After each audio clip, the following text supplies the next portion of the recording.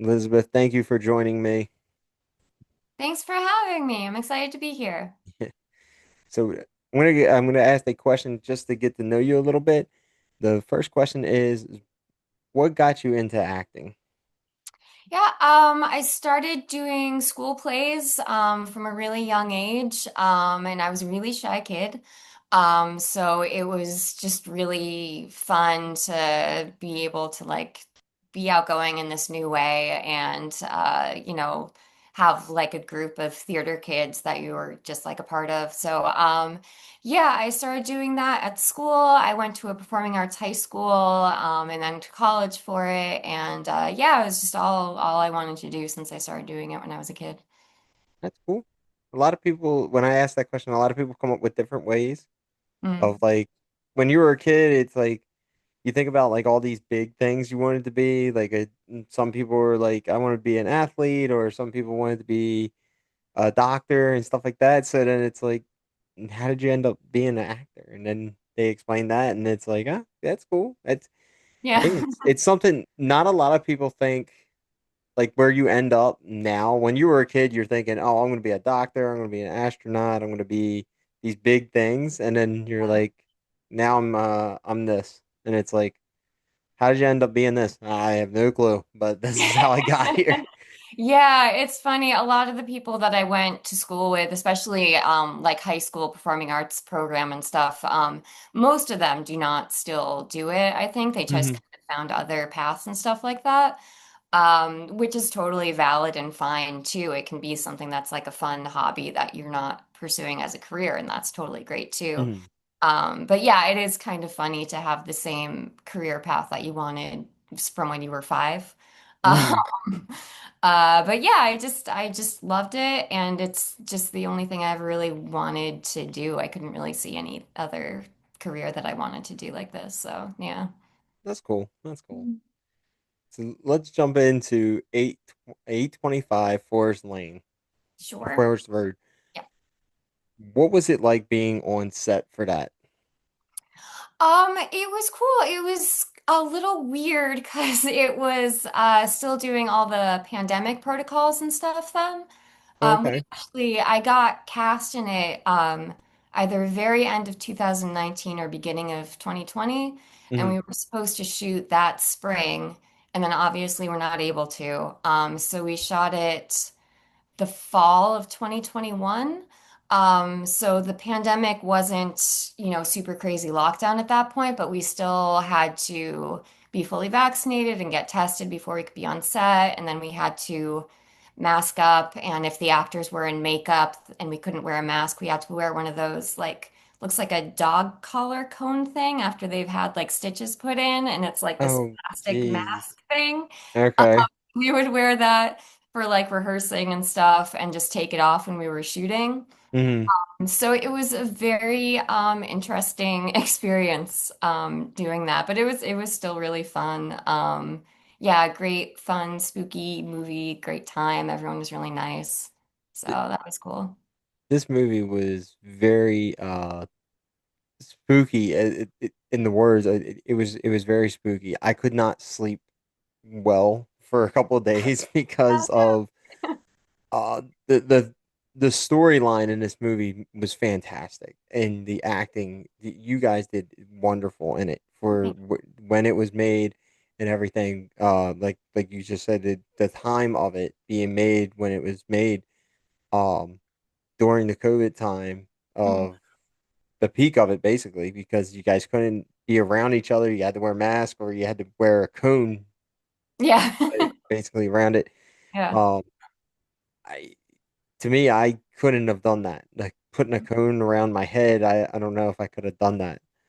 Um, It made me think of how hard it must be to be in like a sci-fi movie where they're wearing like a spacesuit. I was like, I can't yeah, act in this thing. I can barely see the other person. It was really weird. yeah, I don't know if I could have done it. I probably would have ripped that thing off and been like, yeah, I'm not doing this. They weren't that bad. It was okay. It was for everyone's safety, so Yeah, and yeah. then the doll thing was very was wild. Just Yeah.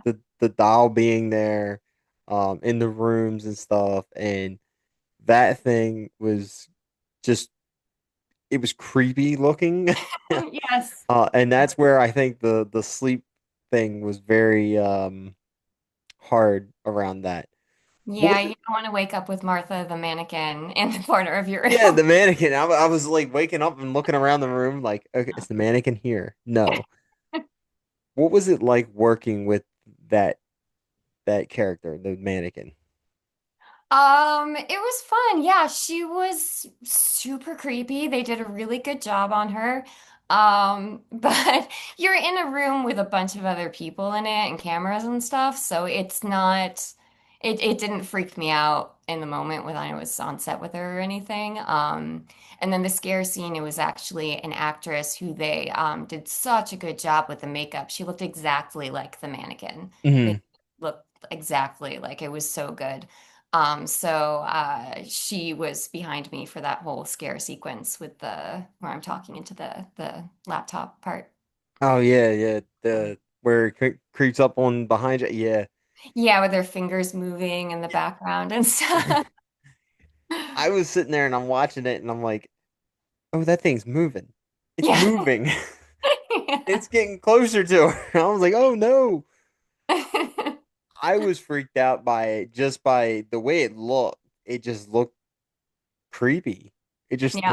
the look of it and everything. And then like you said, the makeup and everything when it's like the people like where she could actually move Hmm. and the makeup and everything, that was so perfect. It I couldn't even tell that they've actually swapped it out at that point. Yeah, if she wasn't moving, literally, she looked exactly like the mannequin. That was crazy. They did such a good job. Yeah. What was it like working with Joe on set for that? It's great. I've worked with him 3 times now. First with Lake of Fire and then 825, and then we just did Hell House Lineage. And yeah, he's like the nicest, funny, like sweet guy. He's been a producer and also acted as cameraman who often gets murdered um, in each of the films. And yeah, he's such a great producer. He's just making sure that like everyone's taken care of, everyone's okay. He's the greatest to work with. Yeah.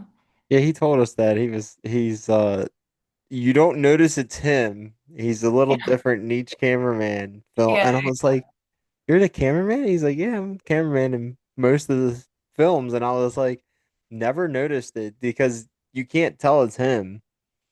And Yeah, the first ones, it's more like his arm reaching into camera or talking like a little bit off screen, I think. It's a little bit more subtle. Lake of Fire, he was definitely more featured as Louis the cameraman. And mhm, then in 825, he was another cameraman that meets with a sad, untimely end. And Lineage, I think, is the only one that he's not the cameraman. yeah, he was that ending to the movie for him had to be wild because of the whole I'm still not trying to spoil too much for that movie. I want people to go see it. I still want people to see it. If people haven't seen it yet, please go check it out. You know, it's still available on Yeah, I streaming. spoiled a little bit what happens to his Yeah, character. just a little bit, not too much. Yeah, But someone's got to die. It's a horror movie. the ending is just is wild. The Yeah. ending is, and the way the way it ends to me, it makes it seem like there's going to be a sequel to it. Is that possible? I don't know. I haven't heard anything about it. Okay. But definitely could be. Yeah. Okay. Yeah, it is left a little bit like what exactly happened there at the end. Yeah, it could have something in the Yeah. works in the future. You never know. I would love for it to have a sequel because that was definitely the ending definitely leaves you on a cliffhanger and the way it ends is like can we have more? There's a So hopefully that would be very cool. so how was it for how easy was it for you to get in character for that role for you? Um, it was. I don't know about easy versus hard. It was there was a lot of stuff about Maria that I kind of like connected to, and I could be like, oh, okay, I can, elevate this part of myself or whatever, like pick and choose from my personality and kind of to like fit it into that. Hmm. There was the aspect of her having bipolar disorder. Okay. So I did do a lot of research on that and watch documentaries about people that have bipolar because I wanted to really, know what that is and try to be realistic and respectful and stuff. So yeah, I did a lot of research on that for that too. Yeah. There's a lot of see, a lot of people don't understand uh like how that is to have that disorder, and Mhm, that is where it's the most difficult of like for some people to like for you for example is that you went and you did your research. Some mhm. people were like, "Oh, okay, I think I can do that. I can act like that." And it's like, I don't think you can. Yeah, It's yeah. a I mean, totally different thing. yeah, and you don't want to like, I mean, how do you play like depression? You can't like play this general thing. You want to try to make it like really specific and really personal. And so I, did a lot of like backstory to just try to make it as real as possible for me of like, when did she first start to develop this and like stuff that I saw from the documentary too of like a lot of it kind of presenting in teenage years and presenting because Hmm. of stress sometimes, stuff like that, and tried to tie it into the plot of the movie and make everything make sense just for myself, which you probably would, people wouldn't notice watching it, but for me, Hmm. it just made it feel more real. Hmm. So yeah, I wanted to try to get as much into that as possible. Yeah, and that's good that you did your research. A lot of people are like, "Oh, I think I can act that way," and then they act it, and then it's not what you expect. And you have people criticizing, "Oh, that's not how a bipolar person acts," or that's not how they're realistically. And then you did your research, and you're like, "Okay, I think I can do this," and you did it perfectly to a T. Because I know many people with that with that personality is that it's hard to it's just hard to understand it per Yeah. se. It's hard to Mhm. understand what is going on, and you are trying to understand it, but you don't want to upset them because you don't want to be rude to them Mhm. because they're just having a day that is just not their day. They're having an upset day. Mhm. And that's where a lot of people just don't get it, and where you can relate to it because you did the research, you understand it, you did everything that you could do to play a role for a movie where a lot of people don't. Yeah, and I mean, I have known people with different, depression and stuff like that. Hmm.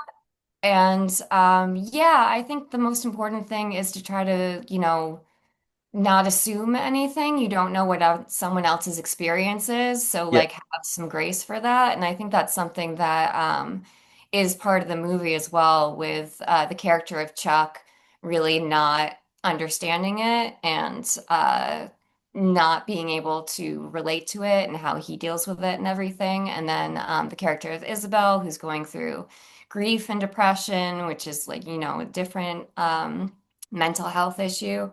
So I think it does bring up all of those issues and people's different takes on it and stuff, which is interesting. Yeah. So we're gonna jump over to Hell House now. Okay. So what was it like being on set for Lake of Fire? Lake of Fire was really fun. It was my first feature film, and I had never done a found footage film before either. Hmm. So it was really cool. It was really fun how quickly you go through everything, just because there's no different setup shots and stuff. It's one camera, obviously, because I mean it's supposed to be realistic. It's found footage. It's Hmm. from the camera's perspective. So you really like fly through that. There's not a lot of like waiting for lighting and stuff like that. And yeah, it was super fun. It was really cool to meet the people from the previous two movies who were also in that one. Hmm. Because I had watched them before coming to set because I wanted to, know as much as possible about the franchise and everything. So yeah, that was really cool. It was really fun. Did when you auditioned for that, did you have people like that knew you, like your friends, family? Did they like freak out that you were going to be on a Hell House movie? I don't have a lot of horror lovers in my family. Oh, Yeah, a lot of them won't actually watch any of the movies. They're like, I'm sorry, I want to see you in something, but I can't do it. I'm not going to watch it because it's too scary. So yeah, and I didn't actually know what Hell House was either before I auditioned for it. Um, okay. I did once I got into the callback, I think I watched Hell House LLC, the first one, and I thought it was amazing and so scary. I had to pause and take breaks while I was watching it, like getting too scared, and it wasn't like a fun scared, so I like took Yeah. came back to it. And then I looked at it online and it like really has this like devoted fan base to it, which was really, really cool. So yeah. And so yeah, I was a big fan of the franchise after I watched those and was really excited to be in it. Yeah, it's like a lot of people say it's like a cult following basically. It's like this huge fan base got behind it, and I don't think it would be as big as it is today if the fan base didn't get behind it the way they did. No, Um, definitely. Yeah. That's something that Stephen and Joe say in interviews a lot is like they're able to do these because the fans are so awesome and so into the movies. So, yeah. And mm. I'm not a huge I wasn't a huge fan of found footage movies because of the shaking and the cameras being dropped and just Right. the constant runaround and the shaking and everything. And Hell House changed that for me. The Oh, the nice. the Cool. camera wasn't shaky so much and the camera wasn't just thrown on the ground, and Yeah. it wasn't like constant. You had that it was stable, and then you had that like couple of drop moments, and then it was like okay, it's not it like some found footage movies for me was like I got sick because of the motion. Too Yeah. much Yeah. motion. They do a pretty good job with it. And I mean also making it partially like documentary and partially in the moment kind of helps with that, I think. Hmm. Also having it set in this kind of theatrical setting for the first one and the third one at least is kind of helpful because those people would like know how to use a camera probably. Yeah, Mm. So yeah, yeah, it's not as shaky and all that as the other ones, I agree. yeah. I just love it. I to know that there was something out there like this. I I never did know that there was something out there like this for a while, and then once I heard about it, I was like, all right, I'll check it out. And then I watched the first one, and I was like, all right, where's more? I Yeah. want more. And then we got more, and then we got, and it was just like the everything about it was amazing. The acting in it, the style it's shot in is amazing. The movies itself, the storylines, to have it go from the first couple of the movies now to this franchise to Hmm. to to make this five movies and working on another one. Now it's like, all right, we are we're locked in now. The fans are locked in and ready to go, and we're hoping that this last one here is coming out that it's going to be as good as all the other ones. Yeah, hopefully. I haven't seen it yet myself. So I I mean, I know that I thought the script was really great and there are so many scares in it. I think there's probably more than any of the other movies. So hopefully there's a lot there that people will still like. Yeah, So, that's yeah. awesome. Now, what was it like for you working with Joe with the clown outfit? Yeah, Joe is the clown. So for Lake of Fire, he was not the clown very often, possibly not at all, because he was playing Louis the cameraman. So Hmm. there's other people in that one. For Lineage, he was the clown. And yeah, I don't know. It's just Joe in a clown costume. I don't really, I don't really see it as that scary. Um, No? All right.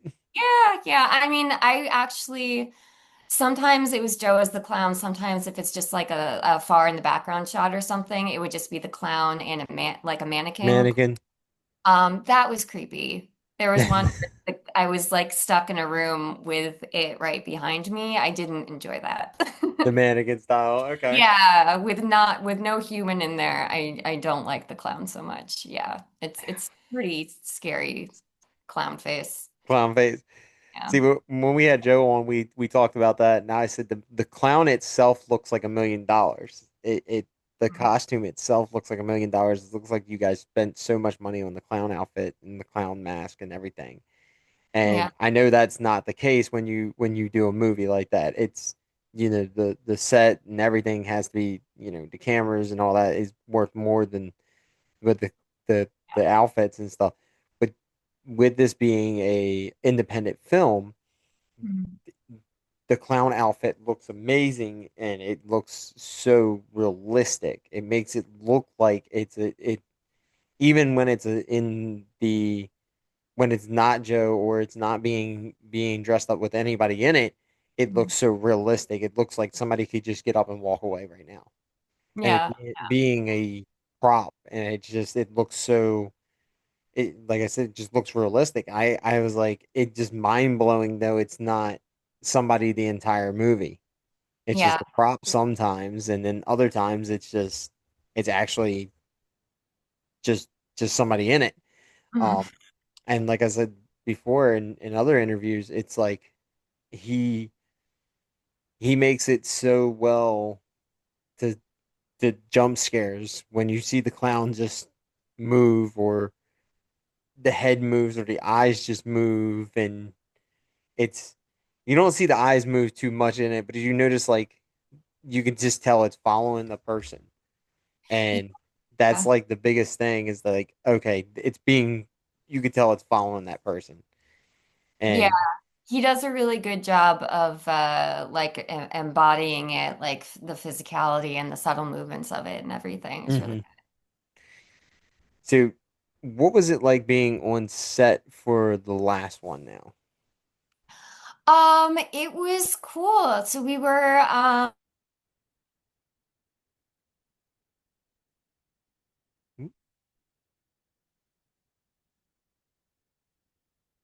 while we were there shooting. Mm-hmm. So if you watched Origins, the last one, the fourth one, the room that the brother stays in that's where I actually stayed while we were filming. Okay. Um, which is a very creepy room if you've watched that movie and see what happens in it. So I was a little freaked out the first night I was there, but it's like a beautiful place. It's on these like rolling green grounds and everything in Pennsylvania. So that was really cool having everyone stay in the same place. And yeah, it was really fun. That's cool. Now, do you think this is really the last Hell House? From what I've heard, according to Steven, it is the last Hell House.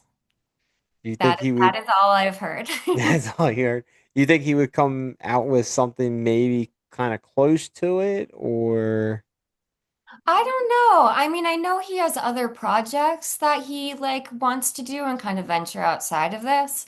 So, but maybe he would want to do something with it in the future. I think the ending is kind of open-ended enough that something could happen in the future if he wanted to. okay. So, you never know. All right, that's cool. Like I mentioned this earlier into another interview, is that like if this is really the last one, and if he wants to end this, and just end it the way it is, I think if he's gonna do it, he's gonna do it right. He's gonna send this one off in a fashion that this is gonna be it, and it's gonna it's gonna send everybody home happy. If Yeah. this isn't really the last one and he's going to do something that opens up a different element to Hell House, like Mhm. maybe not exactly Hell House itself, maybe a backstory to like the families or something like that, he will close this chapter up and he will open it up as a different way. And because Steven, he does it so great. And with this being, the way he did these movies, and he's had the fan base behind him and hooting and hollering with him and loved this movie so much. If he ended in any other way of just, okay, this is it, we're done, Mhm. and it's not closed as what fans would say proper or loved, uh they fans would be upset and they would be like, okay, he ended this movie very abruptly, and fans would be upset about it, and then people would be like, okay, why did it end this way? And he's not going to come out with anything else to wrap it up. So fans would be upset. But I think the way he is, just by the other movies he's done, and because we didn't even think we were going to get another one of these because the way the other ones ended. When Yeah, Lake of I didn't Fire have him ended, be in it if he did either. So that was a surprise to me too. yeah, when Lake of Fire ended, I thought this was over. I thought it Yeah, was all yeah. said and done. And then we got the last one, and I was like, oh, okay, we got another one coming. I was like, all right, cool. And then when I heard that Lineage's coming out, I was like, oh, all right, now we're gonna get another one. So I was excited, and then I hear this is the last one. We're hearing that this is gonna be the last one, and I was like, okay, if this is really gonna be the last one, let's. I'm hoping it closes out the right way that fans would love it, just like all the other movies that ended well, hopefully this year, that ended, that would just be great, ending the way this one would end. And I don't know how this one's going to end. uh Mhm. I, not a lot of people do, and I'm just hoping that it goes, with it not being a found footage movie. I don't really care if it's found footage or not, the way it's played out. To me, if it's going to be found footage or not, it's going to be great either way. Yeah, yeah, I agree. I mean, the first three movies are kind of their own complete set. Hmm. And then Carmichael Manor was like, I mean, still in the same universe, but kind of its own thing. So I had no idea that there was a possibility of me being brought back for anything either. But I think the satisfying thing for fans will be how this movie ties the first three and the last one together, and that they are more connected than you realize. Oh, Um, that's awesome.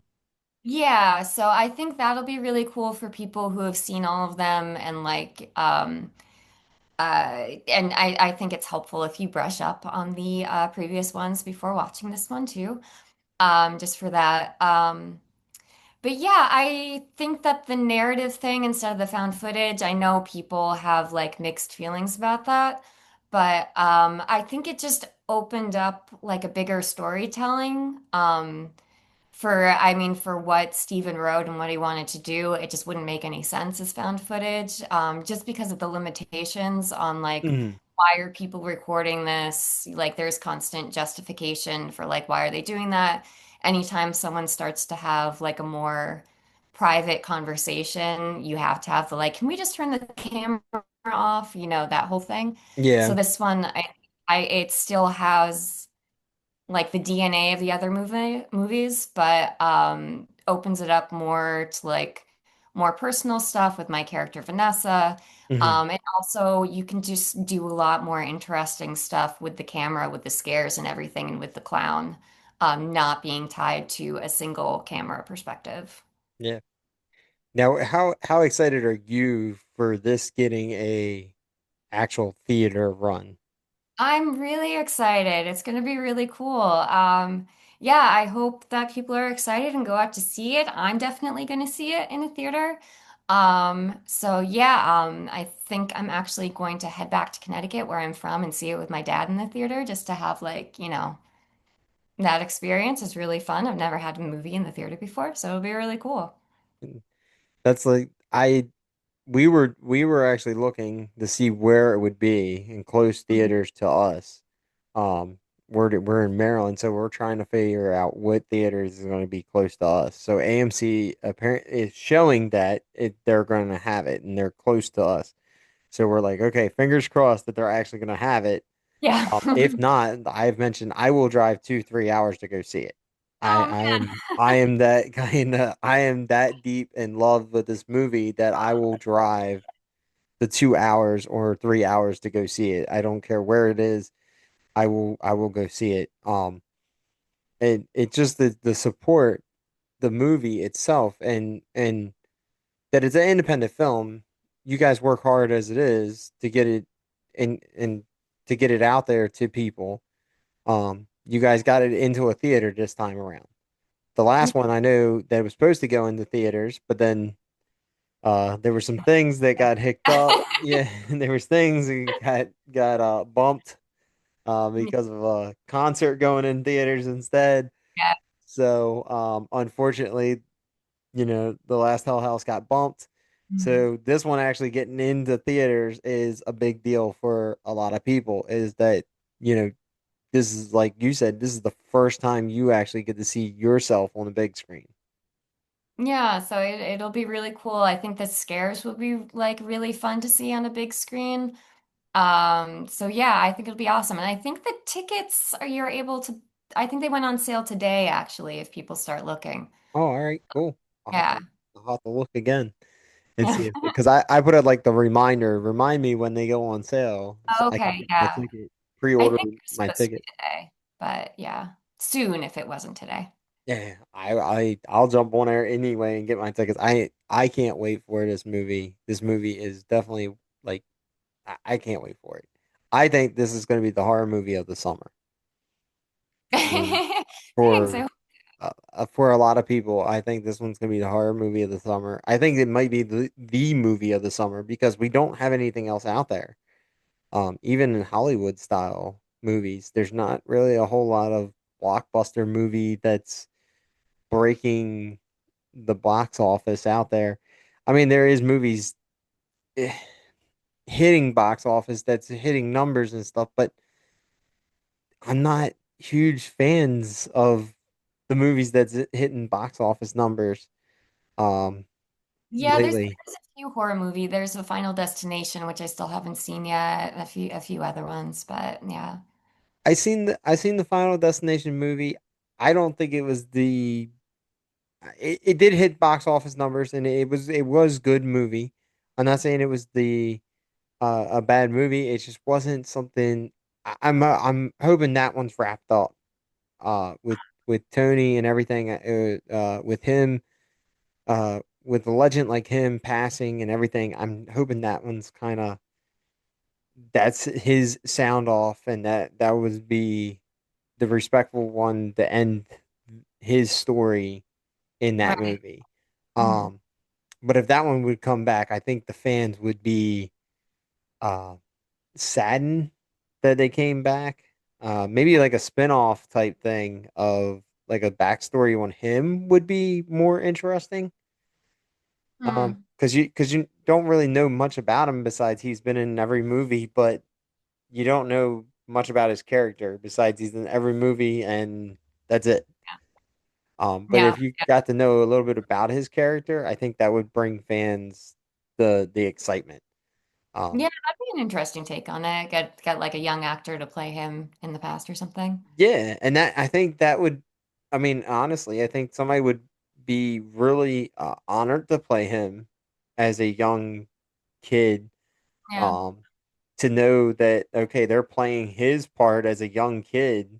Mm. Um, and that just be mind blowing that you are playing a legend in a horror industry, and he played so many characters. I mean, he played Candyman and you know all these legend Mm. films that he did, and now you get to, you're like you guys are pretty much walking in that spotlight right behind him in a sense because you guys are doing horror films, which Yeah. that's what he's known for, Yeah. Hmm. and you guys are in his in kind of behind him in a sense because you guys are right with him, and if he was still around, I think he would be supporting these movies out there today too. Yeah, it's a great community to be a part of. I mean, it's people that are like just really love horror and they're passionate about it and supportive of the movies and the independent franchises and stuff like ours that they like. And yeah, I'm really honored that I get to be a part of it. And yeah, it's so much fun. I mean, that's what we do here. We pretty much do all our movies are independent movies. We don't do a lot of mainstream. Mm. It may be like 5% mainstream movies. And everybody asks us, why do you do more independent? Well, because they need love and support too out Yeah. there because they don't get much. You're like I said, you guys don't get many movies in the runs in the theaters at all.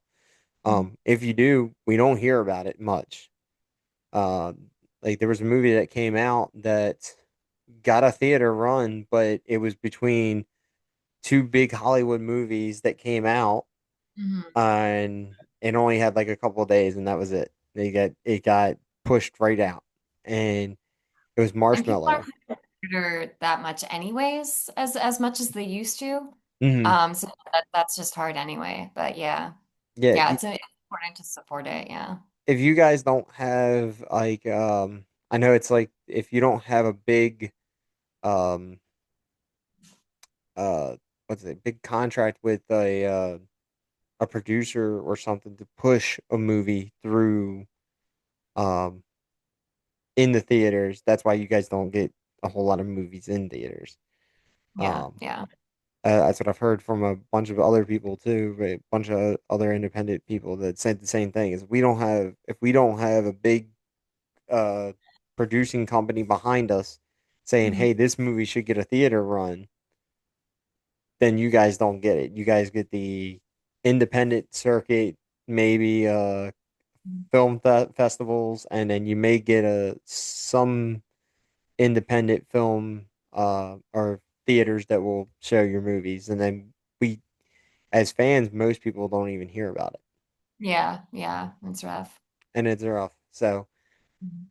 in and I think that's where I think that's where the independent movies get pushed to the back burner, and even when COVID was at its highest point, and you had your um then right after COVID, you had the strike going on that there wasn't a lot of like movies coming out, and independents were still able to make movies Mhm. that that's where the independents kind of really people were watching more independent movies because they were out and there wasn't too many Hollywood movies coming out because during the strike there wasn't anything.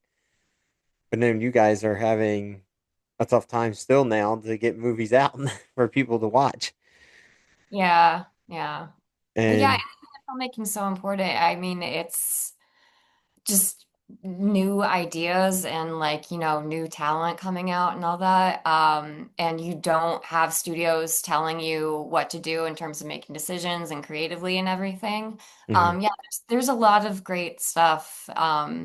If you don't mind the fact that it's on a lower budget and everything, there's a lot of really good independents out there. And that's like the biggest thing is like a lot of people are like, "Oh, it's low budget movies." And I'm like, "Okay, so That if you doesn't equate to bad. yeah, if you watch it though and you like it, then it's not like you're um a low budget movie is bad to watch. It's not Mhm. like you're some I mean you can tell that okay, yes, it's really low budget. You can tell by the camera angles, you can tell by the way it's shot. It's low budget because they used a under budget camera, but it's still a movie that was hard work was put into it Mhm. for someone to use. And it's Yeah. every movie was started out that way. Yeah. Before Hollywood was a thing, there was movies put out that were low budget cameras were used. Uh, Low budget acting was used. Everything was out there that was all low budget before Hollywood came out and said, "Hey, we want to produce movies and put millions of dollars into it." Mhm. There was people putting, you know, $10,000 into movies, and there still are, and they're still. putting movies out there for people to love. And Yeah. that's and like you said, it's creative. They're not just cookie cutter um repeat movies that were made over and over and over again. Right, of trying to get the most money that you can out of like a certain thing and, trying to please everyone because they want to make the most money, that sort of thing. Like, it's just important to have people doing, creatively exactly what they want to do too. Yeah. And I think independent movies are like saying, "Hey, I'm gonna write this script and I'm gonna see what happens. And if somebody likes it, we're gonna run with it. And if nobody loves, we're still gonna run with it and see what happens. Yeah, yeah. And we'll get the casting and everything for it." So, what was it like for you, when you did your casting roles? Did you have to do them in person, or did you do them online and then send them in? Yeah, so for Hell House, the first one I was in Lake of Fire, it was just a casting call on Backstage. Um I got invited to audition. I did a self-tape, which is just you acting into your cell phone and you send in the tape from your house. And then the callback was in person. And then there was a second callback, which was more of like a chemistry read between me and Gabriel, who played Russell Lynn, because he was already cast. So I think he was reading with a few different actresses to see who they wanted to play Vanessa opposite him. Hmm. And we had pretty good chemistry, I guess. So, yeah. Is that the same way for 820 825? 825, Steven contacted me and said that he was making this new movie and he thought that I might be good for a role in it. So, I did another self-tape, reading as Maria for that one and ended up getting it, which was really fun. And then for this last one, Lineage, I got another call from Steven that he was writing another Hell House and he thought that, Vanessa would be a good, like lens for the movie to be seen through, I guess, or something like that. And would I be interested in playing her again? And I was like, yeah, of course. So that's how that one happened. So that's the only one I didn't have to audition Oh, because that that's was already awesome. been. Yeah. Yeah, because you already auditioned for it and sent it in to them. They was like, "All right, Yes. cool, Yeah. that's awesome."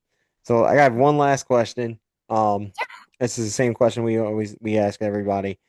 Is it if you had an opportunity to be in any kind of movie, what would it be? Would it be a remake or would it be something new out there that you would want to be in? I would want to do something new, definitely.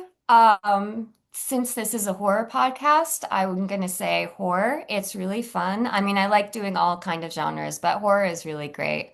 And yeah, maybe like a period piece horror movie. I think there could be more of those. Um, just the vibe of it, so creepy. And whenever you think of ghosts, you think of them in like Victorian dresses and everything anyway, so they should have more of those. Um, yeah, like The Others or something with Nicole Kidman, Hmm. stuff like that. Yeah, so definitely something new. That's awesome. Mhm. So, all right. Where can people find you on social media and could show you love and support? Yeah, so I'm on Instagram, just Elizabeth Vermilyea on Instagram.